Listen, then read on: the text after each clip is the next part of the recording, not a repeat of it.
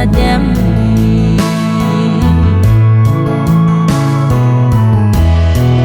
Việt nô lai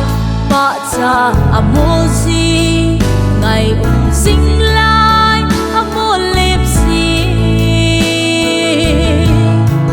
sao ta sống ahu khi gì e mi mu nem rong ahung lên kit si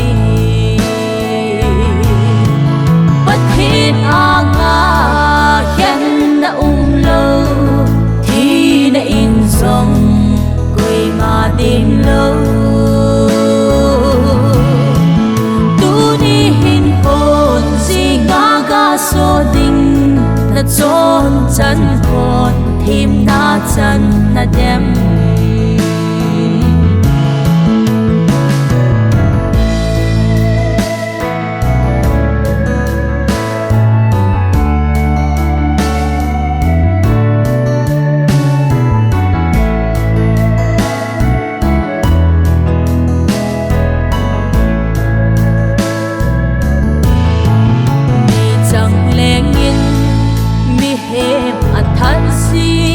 và thiền thu in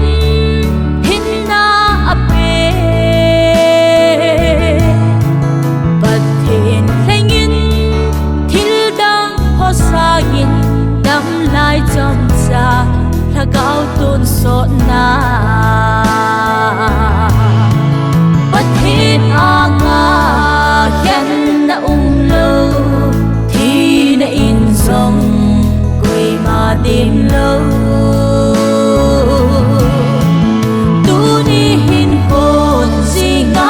so ding na chôn chân hồn thêm na chân na dem